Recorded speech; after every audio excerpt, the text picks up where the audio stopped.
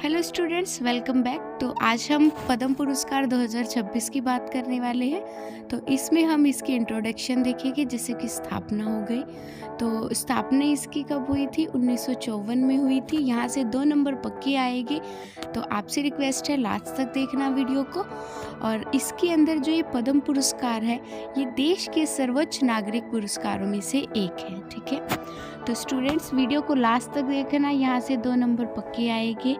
तो आपसे रिक्वेस्ट है, पसंद आए तो लाइक शेयर कर देना। ठीक है, और इस पद्म पुरस्कार को 3 श्रेणियों के अंदर बांटा जाता है। ठीक है, प्रदान किया जाता है 3 श्रेणियों में, पद्म विभूषण, पद्म भूषण और पद्मश्री। ठीक है, सबसे बड़ा जो होता है वो पद्म भूषण होता है, फिर पद्म भूषण और फिर पद्मश्री। ठीक है, तो इसके अंदर अब हम ये बात कर लेते हैं कि जो ये पद्मश्री है, ये पुरस्कार जो होते हैं ये कला के रूप में, ठीक है, ये पुरस्कार कला, सामाजिक कार्य, सार्वजनिक मामलों, विज्ञान और इंजीनियरिंग, व्यापार और उद्योग, चिकित्सा, साहित्य और शिक्षा, खेल, सिविल सेवा आदि विभिन्न क्षेत्रों में दिए जाते हैं। ठीक है, तो यहाँ तक आपको बात क्लियर हुई कि ये पुरस्कार जो होता है ये देश का सर्वोच्च नागरिक पुरस्कार है। ठीक है, इसे 3 श्रेणियों में बांटा गया है और ये पुरस्कार कला, सामाजिक कार्य, सार्वजनिक मामलों में दिया जाता है।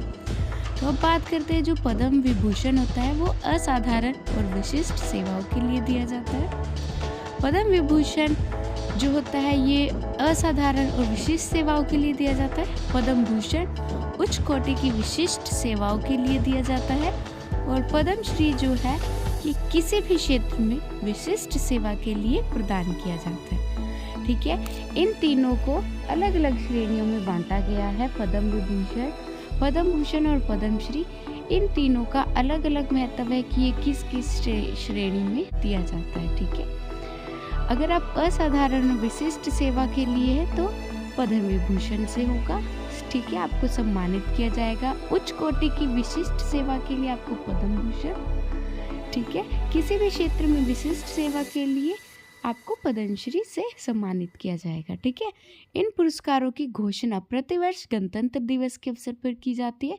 सिर्फ घोषणा की जाती है गणतंत्र दिवस के अवसर पर। ठीक है, लेकिन ये पुरस्कार जो है ये भारत के राष्ट्रपति द्वारा राष्ट्रपति भवन में आयोजित समारोह में प्रदान किए जाते हैं। ठीक है, और आमतौर पर अगर इसे देखा जाए तो ये प्रत्येक वर्ष मार्च अप्रैल के आसपास दिए जाते हैं।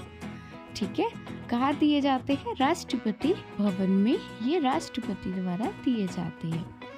ठीक है, सिर्फ यहाँ पर घोषणा की गई थी आज कि गणतंत्र दिवस के अवसर पर ये पुरस्कार इनको दिए जाएंगे। तो जैसे कि आप सब जानते हैं, टोटल 131 पद्म पुरस्कार प्रदान करने की स्वीकृति दी गई है। ठीक है, राष्ट्रपति ने।